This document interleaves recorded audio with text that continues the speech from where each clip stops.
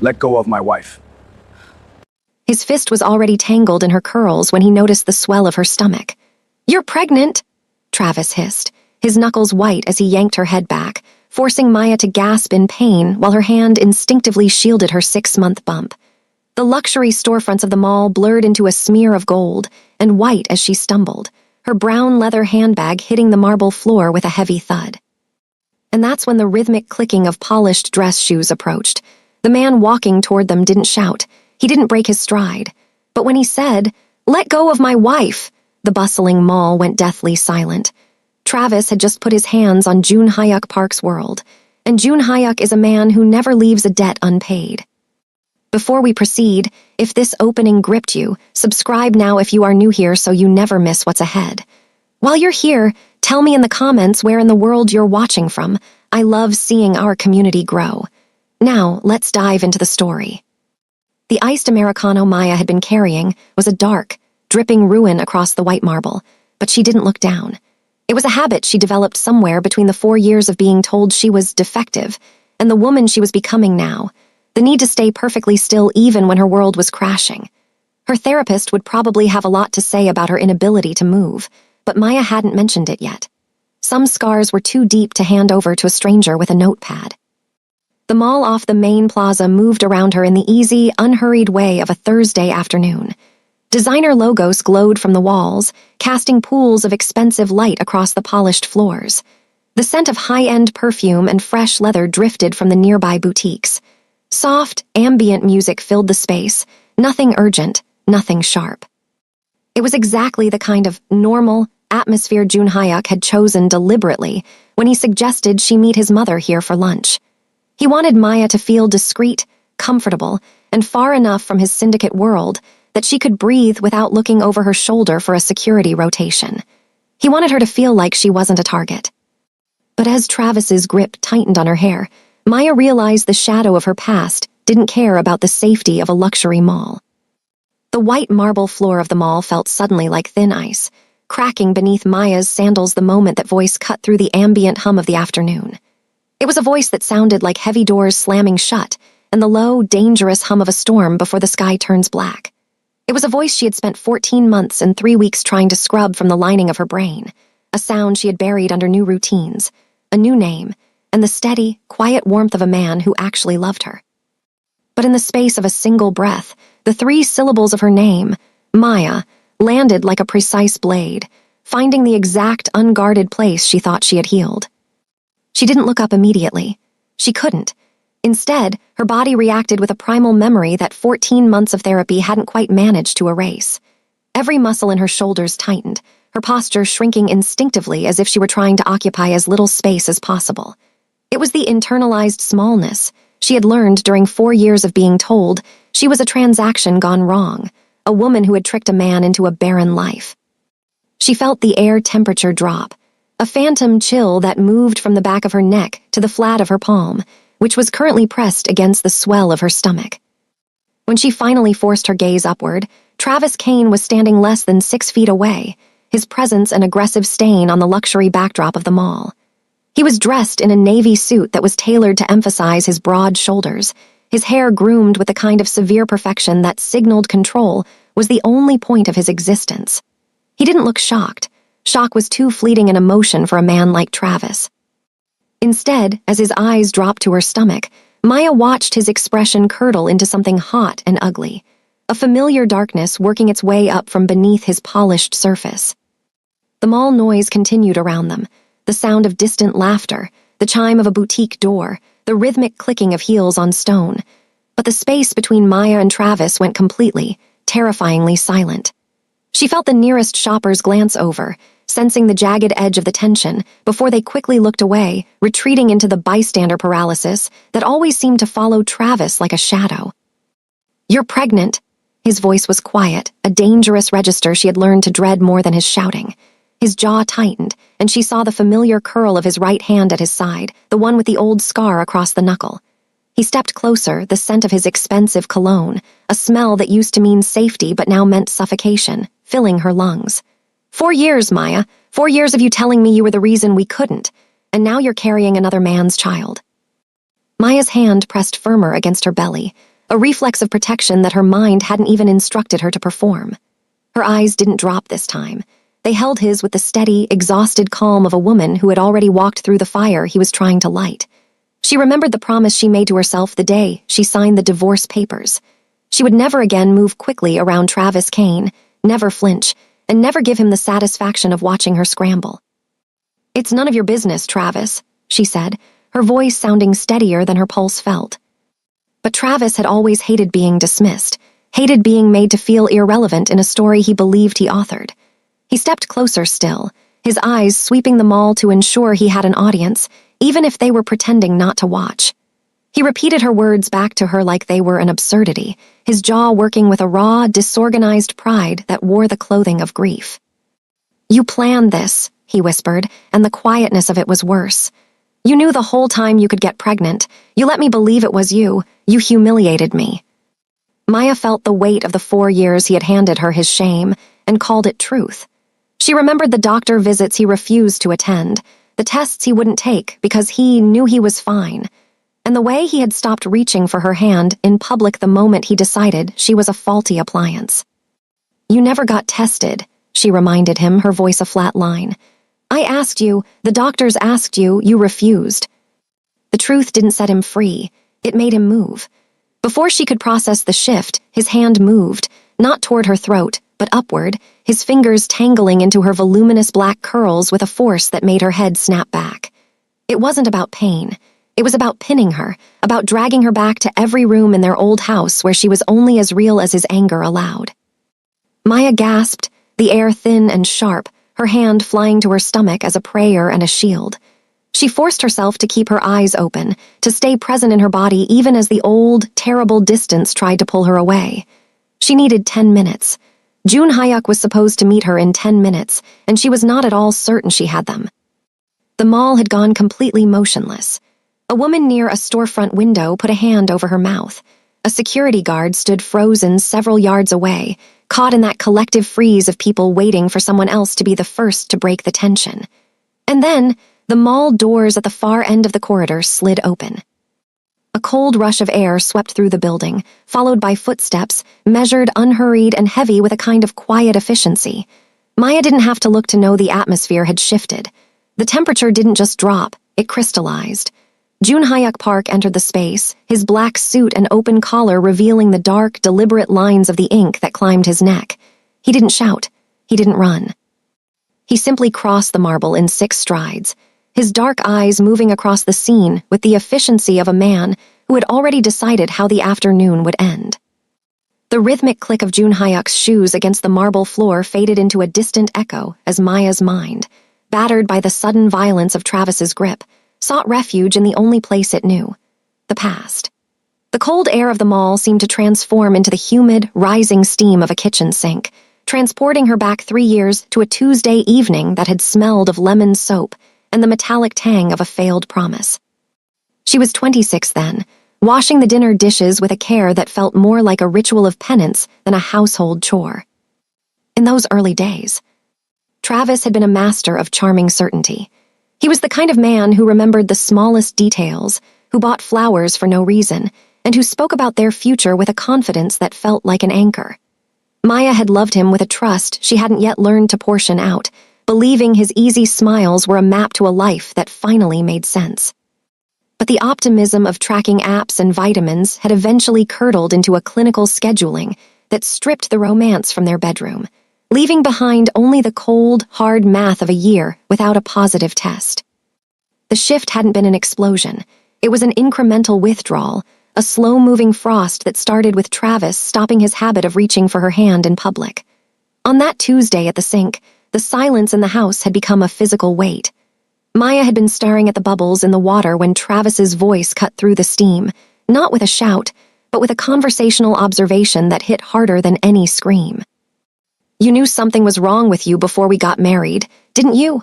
he had asked, leaning against the counter and loosening his tie without looking at her. Maya had gone completely still, the soapy water cooling against her wrists. "That's not true," she had whispered, but the words felt flimsy against the wall of his mounting conviction. "Then why can't you give me a child?" he replied. The question had rearranged something fundamental inside her, shifting her balance in the way a wrong step on uneven ground signals a fall before the body even registers the impact. From that moment on, Travis began to treat her like a faulty appliance, a transaction he was still deciding whether to return. He refused to be tested himself, dismissing the doctor's suggestions with a hard-edged pride that claimed he knew he was fine, and therefore the failure was exclusively hers. Over the following months, the cruelty had become his primary language. He called her useless, with the same tone one might use to comment on the weather, and he accused her of running a scheme on him, of tricked him into a marriage she was incapable of fulfilling. She had carried that word, tricked, like a stone in her pocket, letting it wear away at her self-worth until she truly believed she had scammed him out of a legacy.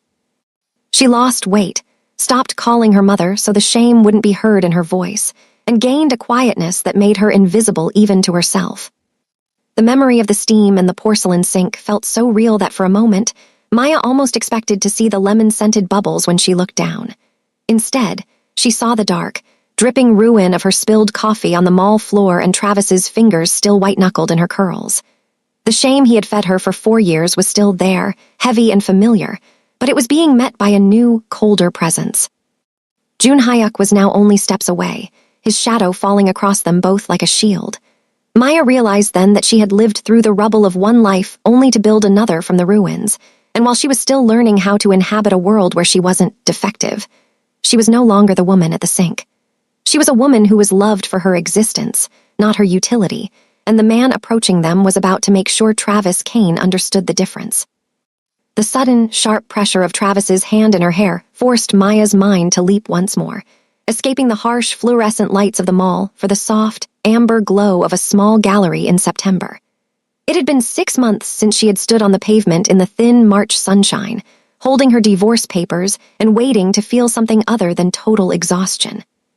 She had gone to the opening only because a colleague had dragged her there, and she spent most of the evening standing near the back, wearing a dress bought for a version of herself she hadn't yet located. She had been staring at a large abstract canvas, trying to look as though it meant something to her, when a voice spoke from 2 feet away. "It doesn't work," he said. Maya turned to find a man standing with an unhurried posture that suggested he had long ago stopped needing to perform composure. He was dressed in a dark suit with no tie, and it was then that she first noticed the ink, dark, deliberate lines climbing the side of his neck and disappearing beneath his shirt. "The painting," he added, his dark eyes direct without being aggressive. "The scale is wrong for the emotion it's trying to carry, too wide. It dilutes it." "I thought it was just me," Maya admitted, feeling a strange, low-level shift in her chest. They talked for 40 minutes in front of a painting neither of them liked, and when he suggested they get coffee somewhere quieter, she had said yes before she'd fully decided to. As they sat across from each other at a corner table, Maya realized with a start that she didn't feel the specific alertness she had grown accustomed to around men. There was no background calculation of how much space she was taking up, no fear that her voice was too much, or that she might say the wrong thing and pay for it later in some quiet, deniable way. Jun Hyuk didn't fill the silence with the loud, performative praise Travis used to use to mask his control.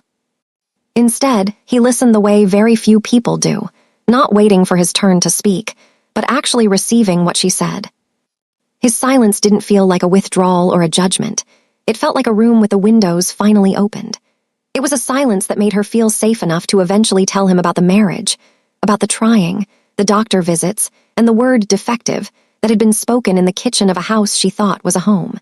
She told him all of it, and waited for the slight recalibration she expected from every man, the moment his interest would adjust around the complicated facts of who she was. But Jun Hyuk hadn't moved.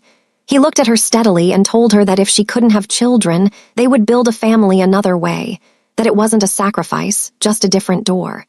And if she could, then the truth was simply that she had been with the wrong man.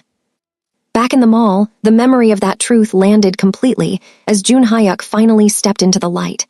Travis's grip was still a violent reality, but the silence Jun Hyuk brought with him was more powerful than Travis's rage. It was the same silence from the gallery, absolute, protective, and entirely unfrightened by the weight of Maya's past. As Jun Hyuk's focused gaze found Travis's hand in her curls, Maya knew that the man who had seen her clearly in front of a broken painting was about to finish the story Travis had tried so hard to write for her. The cold marble floor beneath Maya's sandals seemed to hum with the same low-frequency dread that had occupied the final 2 years of her first marriage. As Travis's fingers tightened their hold on her hair, the word he had just hissed, lied, echoed with the familiar, jagged edge of his favorite accusation, that she had tricked him. It was a word he had used to reframe their entire history, turning their early, hopeful months into a calculated scheme she had supposedly run on him. He had looked at her across the solicitor's desk on the day they signed the papers with the easy confidence of a man who believed love was a transaction where he had been shortchanged. Maya remembered the weight of that word, tricked, and how it had acted like a slow-acting poison in her daily life. She had started sleeping poorly, her mind circling the drain of his certainty until she began to see her own body through his clinical, detached eyes, as a faulty appliance he was deciding whether to return. She had lost weight she hadn't intended to lose, her collarbones becoming sharp ridges under her skin, while she gained a quietness that made her stop calling her mother because the shame in her voice would have been too loud to hide. Travis had told her she had known all along she couldn't conceive and let him commit to a life she was incapable of giving him, a narrative she had folded herself smaller and smaller to accommodate. She had carried that accumulated damage like armor she no longer had to think about putting on, even after she met Jun Hyuk. Even during the 3 months after her wedding, when she finally saw the 2 lines on the test in a locked bathroom, she had sobbed not just from joy, but from the sudden, violent disproof of the 4 years of shame Travis had forced her to carry. The problem had never been her. It had never been her body. Now, standing in the mall, she realized that Travis wasn't just angry. He was trying to activate that old, terrible distance she used to use to survive him. He wanted her to retreat into the woman who moved quickly and scrambled to satisfy his pride. But Maya's hand stayed firm against her stomach. A deliberate claiming of the space her child occupied as she watched the quiet Cooper version of Travis, the one who was always worse than the shouting version, realize that his leverage was evaporating. Jun Hyuk was nearly upon them now, his unhurried footsteps sounding like the final punctuation at the end of a sentence that had gone on far too long. He didn't need to announce himself. The room already knew to pay attention. As Travis's grip on her hair faltered under the weight of Jun Hyuk's focused, silent intensity, Maya felt the shame loosen, like a stone being worn away by water. She was no longer a woman being measured by what she lacked, but a woman protected by a man who had chosen to see her clearly from the very beginning. The mall's white marble seemed to stretch and thin, echoing with the same hollow reverberations as the rumors Travis had begun to lace through their shared social circles weeks before. As his hand tightened in her hair, Maya realized that this physical assault was merely the culmination of the character assassination he had been conducting in the dark. Travis hadn't gone quiet after their divorce. Instead, he had become louder, reframing the story until the original truth was buried under a calculated revision. He had started with mutual acquaintances, sending ripples of well-meaning concern through a friend of his new circle. The messages Maya had received were careful and apologetic, informing her that Travis was telling anyone who would listen that the pregnancy wasn't what it appeared to be. He was weaving a narrative where the timeline didn't add up, insinuating that Maya had been involved with someone, a gangster, as he whispered to the more curious, long before the papers were even finalized. He was positioning himself as the wronged party, the man whose wife had betrayed him, rather than the man who had sat in a car during her painful medical tests, because hospitals made him uncomfortable. Maya remembered reading those messages, standing in her kitchen with both hands pressed flat against the cool marble of the counter, just as she was doing now with her own body. She had told Jun Hyuk about the rumors that evening, watching as he closed his folders with a focused, controlled intensity that signaled he was already moving 3 steps ahead. Jun Hyuk hadn't responded with heat. He had simply observed that men like Travis get louder when they are scared. He told her that responding to rumors only gave them weight, and for a while, Maya had tried to inhabit that quiet confidence. But standing here, with Travis's face inches from hers, she could see the raw, disorganized thing underneath all his tailoring, wounded pride wearing grief's clothing. He wasn't just here for the baby. He was here to reclaim the audience he felt he was losing. He wanted to prove that she was the fraud he had always claimed, even as her body, now 6 months into a healthy, vibrant pregnancy, proved him a liar with every heartbeat. The bystanders in the mall remained frozen, a collective paralysis that allowed Travis to believe the rules didn't apply to him. But the air had changed, dropping that final degree that meant the time for talking was over. Jun Hyuk was no longer a figure in the distance. He was a silent, looming presence that made the luxury storefronts feel small. Travis's jaw worked, his eyes shifting from Maya's face to the man approaching with such unhurried, terrifying efficiency.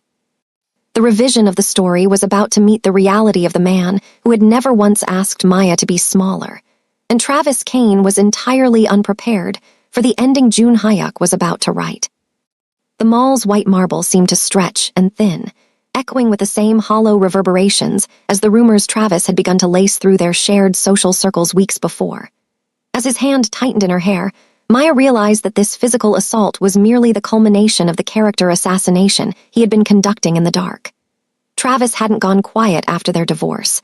Instead, he had become louder, reframing the story until the original truth was buried under a calculated revision. He had started with mutual acquaintances, sending ripples of well-meaning concern through a friend of his new circle. The messages Maya had received were careful and apologetic, informing her that Travis was telling anyone who would listen that the pregnancy wasn't what it appeared to be.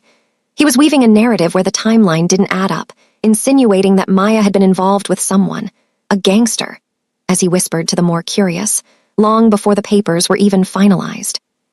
He was positioning himself as the wronged party, the man whose wife had betrayed him, rather than the man who had sat in a car during her painful medical tests, because hospitals made him uncomfortable.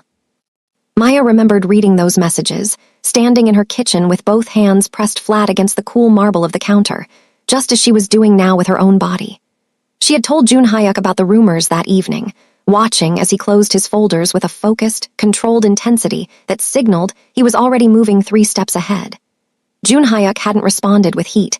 He had simply observed that men like Travis get louder when they are scared. He told her that responding to rumors only gave them weight, and for a while, Maya had tried to inhabit that quiet confidence. But standing here, with Travis's face inches from hers, she could see the raw, disorganized thing underneath all his tailoring, wounded pride wearing grief's clothing. He wasn't just here for the baby. He was here to reclaim the audience he felt he was losing. He wanted to prove that she was the fraud he had always claimed, even as her body, now 6 months into a healthy, vibrant pregnancy, proved him a liar with every heartbeat.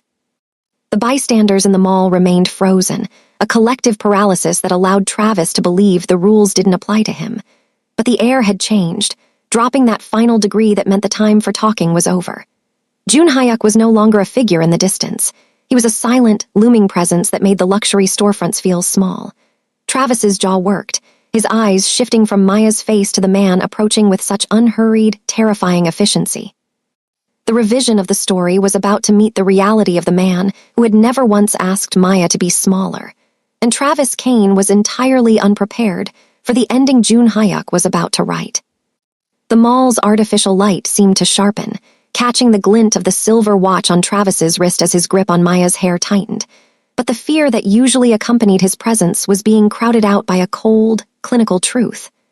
Maya realized then that the rage in Travis's eyes wasn't just about her pregnancy or his wounded pride.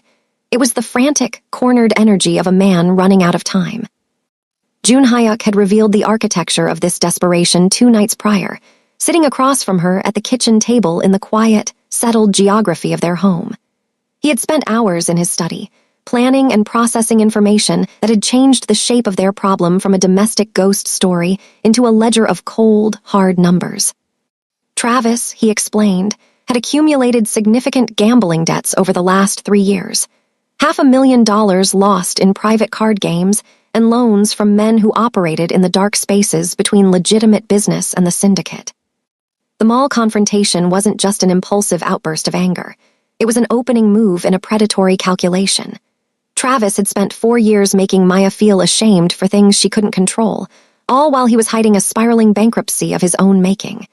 He had approached men Jun Hyuk knew, not allies, but the dangerous middle ground of the underworld, to signal that he had something to offer in exchange for their investment.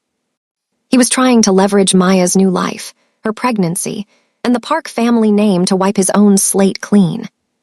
Maya looked at Travis now, seeing past the tailored black suit and the muscular stance to the raw, disorganized thing underneath.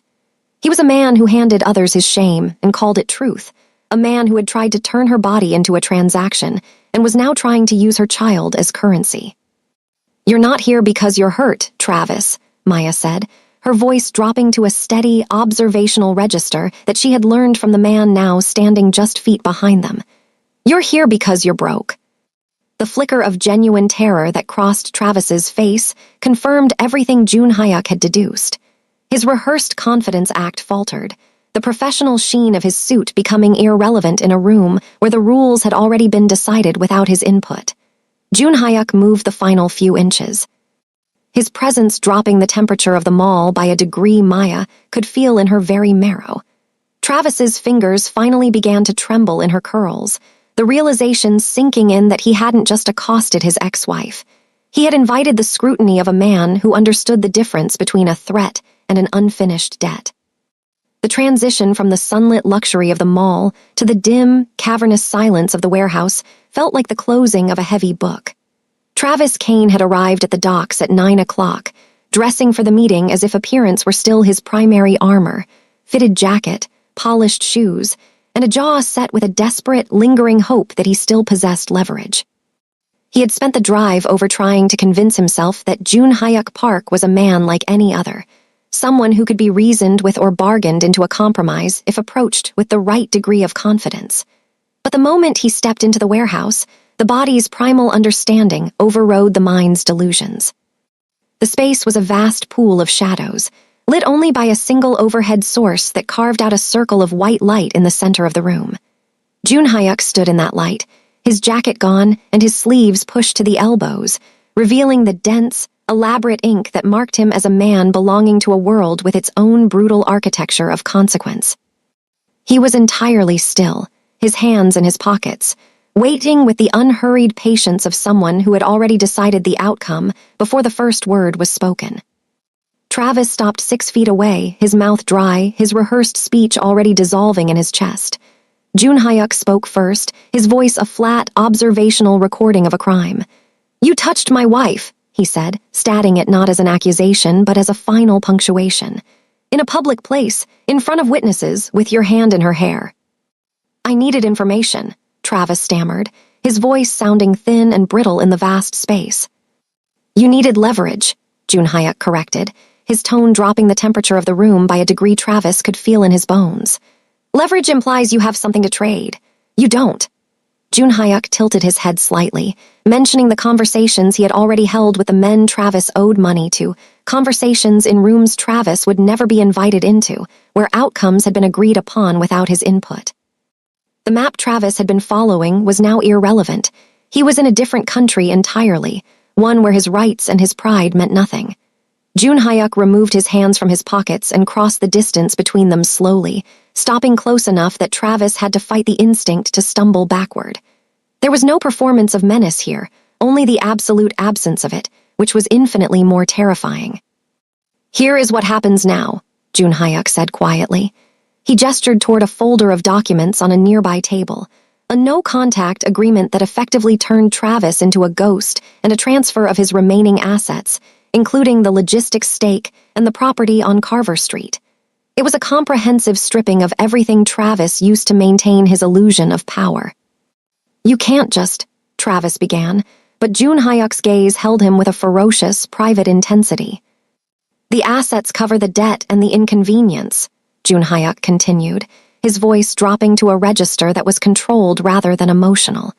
"What covers the rest is that you leave. You leave the city, you leave the rumors, and you never again speak my wife's name or mention my child." The cold was now total, occupying every part of Travis as he realized the dimensions of his situation. He looked into the shadows at the periphery, where Junhyuk's men stood in silent, deliberate geometry, a reminder of the force that operated behind the calm. Travis signed the documents an hour later with a hand that shook despite his best efforts to appear composed. He was a man who had spent 4 years calling a woman broken, only to find himself thoroughly dismantled by the truth of who she had become and the man who protected her. As Travis stood to leave, Junhyuk leaned in one last time, his voice barely a whisper but echoing like a death sentence. "If you ever put your hands on her again," he said, You won't have hands to touch her with next time. It wasn't a threat. It was a promise Jun Hyuk never intended to leave unfinished. The hospital room was a sanctuary of profound, heavy quiet, a stark contrast to the hollow, echoing luxury of the mall that had nearly dismantled her peace months before. The air here didn't carry the artificial scent of expensive perfume or the metallic tang of public fear. Instead, it held the sterile, honest smell of antiseptic and fresh linen. Jun Hyuk hadn't left her side since the first sharp pain had made her reach for him at the window, clearing his entire world the moment she whispered his name. He was a man built for the controlled application of will, yet he had stood in the long, rhythmic silence of her labor without a single complaint, letting her grip his hand with a force that had nothing restrained about it. He didn't look at his phone. He didn't look at the door. He simply kept his eyes on her face with the absolute attention of a man for whom only one thing in the world existed. The transition from the chaos of the mall to this clinical peace felt like the final closing of a heavy book.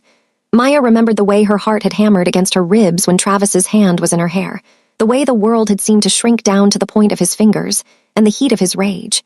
But as the hours of labor deepened, that memory began to thin, replaced by the reality of the man standing beside her. Jun Hyuk was not comfortable with helplessness. She knew that about him.